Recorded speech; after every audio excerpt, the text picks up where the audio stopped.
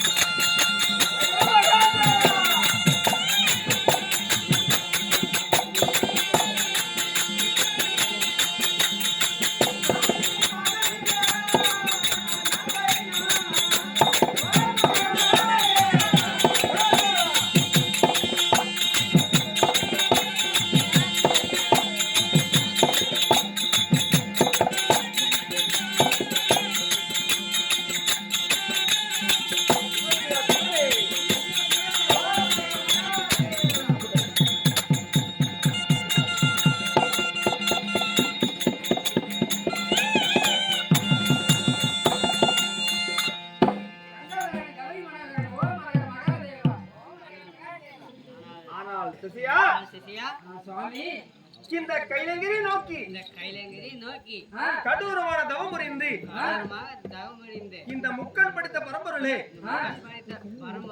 கண்விழித்து பார்க்கின்ற பொழுது ஒரு நாட்டு அரசி போல் தெரிகின்றது.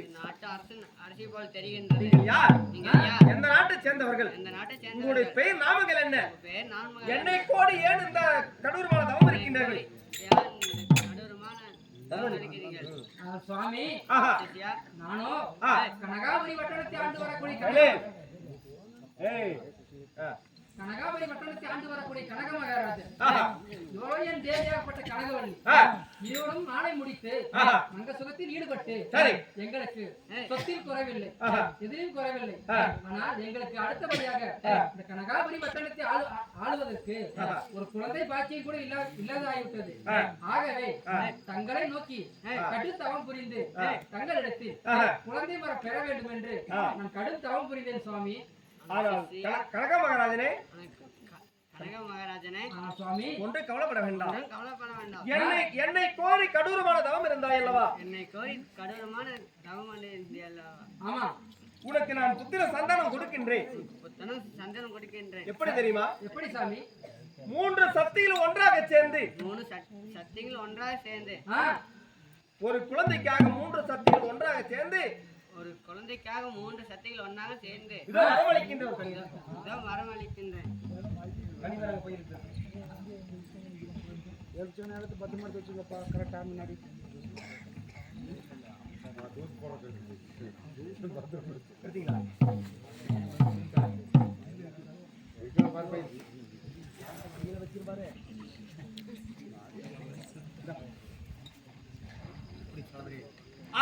கனக மகாராஜனே, 3 சக்திகள் ஒன்றாக சேர்ந்து இந்த உலகத்தில் இந்த உலகத்தை கட்டி காக்கக்கூடிய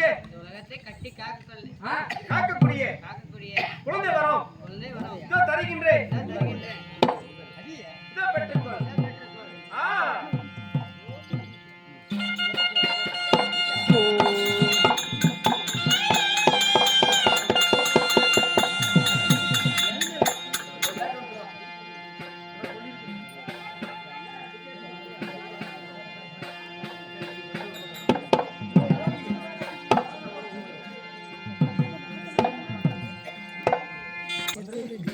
மந்திரி, நம்முடைய நாட்டு மக்கள் எங்க போய் கொண்டிருக்கிறார்கள்? மந்திரி, அது பண்ணி பயிரெல்லாம் பச்சை தின்னு அழிக்குதாமா, சரிங்களா? அதனால தங்களை தேடி வந்திருக்கிறாங்க. அமைச்சரே, மகாராஜா, இந்த கனகாபுரி வட்டாரத்தில் ஆமா கனக மகாராஜன் இருக்கும் பொழுது என்னுடைய நாட்டை விட்டு மக்கள் அந்நிய நாட்டுக்கு சென்றால் என்னை பற்றி நாட்டு மக்கள் என்ன பேசுவார்கள்? என்ன பேசுவார்கள்? இப்படி மகாராஜரிடத்திலிருந்து மகாராஜரால் நாட்டு மக்களை காப்பாற்ற முடியாவிட்டால் எப்படி மித்த நாட்டுகளை காப்பாற்றுவார் என்று யாரும் பேசுவார்கள். உங்களுடைய குறைகளை என்னிடத்தில் முறையிட்டால் அதுக்கு உண்ட வழியை நான் செய்கிறேன். ஆனால் அமைச்சரே, மகாராஜா என்று சொல்லுங்க, தீர்த்து வைப்பார். மகாராஜா அமைச்சரே பேசுறா. சாமி மகாராஜா, காடு விட்டு முள்பறிக்கி சம்புதோல வித விதைச்சு வச்சு காட்டுள்ள பயிர்கள்லாம் அந்த காலகட்டத்தில் இருக்கக்கூடிய மிருகஜாதி எல்லாம் அந்த காலகட்டத்தில் இருக்கும் மிருகஜாதி எல்லாம் எங்களோட காட்டை வந்து அதாபதம் செய்கின்றது. எங்களுக்கு இந்த நாடே வேண்ட சாமி. ஆனால் அமைச்சரே, நான் இருக்கின்றேன், ஒன்றும் கவலைப்பட வேண்டாம். நான் சென்று வனத்தில் இருக்கும் மிருகங்களை விரட்டி வருகிறேன். நீங்கள் அனைவர்களும் நாட்டில் பத்திரமாக இருக்க வேண்டும். ஆகட்டும் சாமி.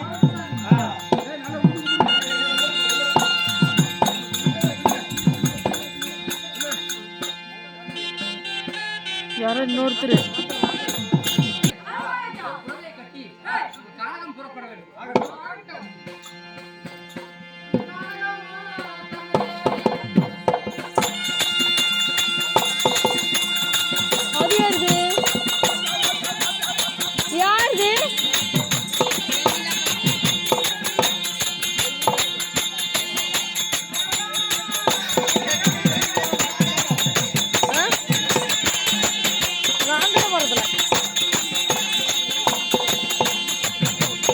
நான்கு கடி வருதுல.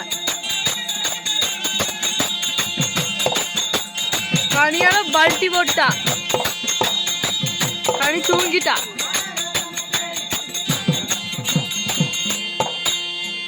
அமைச்சரே, மகாராஜா. கானகம் வந்து விட்டோம். இருக்கக்கூடிய மிருக ஜாதிகள்லாம் விரட்ட வேண்டும் அல்லவா? ஆமா.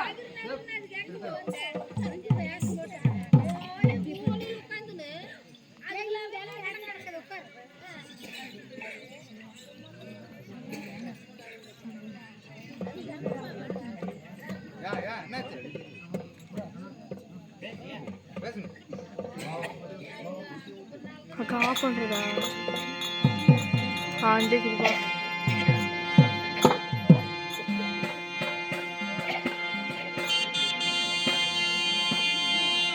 வானத்தை கூட்டினானா கனக மகாராஜன் வந்து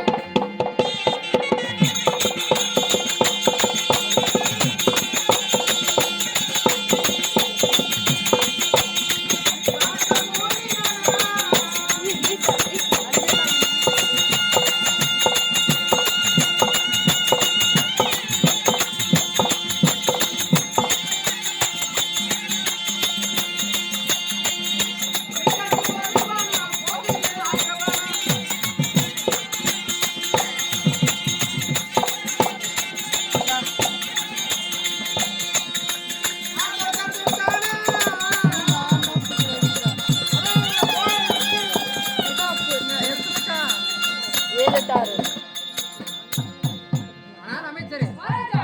இதோ இங்க உள்ள வனவிலங்கை எல்லாம் விரட்டி விட்டோம். இருந்தாலும் வனத்துக்குள் சென்ற விலங்குகள் சாமி நீங்க அடிச்ச விலங்குகள்லாம் ஒரே வேலையை தாண்டி இருக்குது. பாரு அந்த பக்கத்து வேலை போய் மறந்து எங்க வரைக்கும் படுத்துருக்கு பாருங்க. அதனால என்ன பண்ணுங்க தெரியுமா? இப்ப ஒரே மொட்டா முடிக்கிட்டு போனீங்கன்னா ஏய், பாரு பாத்தியா? அதனால என்ன பண்ணு தெரியுமா? மகாராஜனை விட்டா மறுபடியும் விலங்கு காட்டுக்கு திரும்பி வந்துரும். அதனால என்ன பண்ணுங்க? வெயிலுக்கு வெள்ளை கோடாரமும் ஆஹா. பனிக்கு பச்சை கோடாரமும் ஆமா, அமைத்து, ஆமா. நாம் இந்த கானகத்தில் இருந்து மீண்டும் வனவிலங்குகள் வந்தால் ஆ. அதை விரட்ட வேண்டும். ஆகட்டும் சாமி. நம்ம இந்த கோடாரத்தில் அமர்ந்திருக்கிறோம். ஆகட்டும். அப்படியே ஆகட்டும் சார்.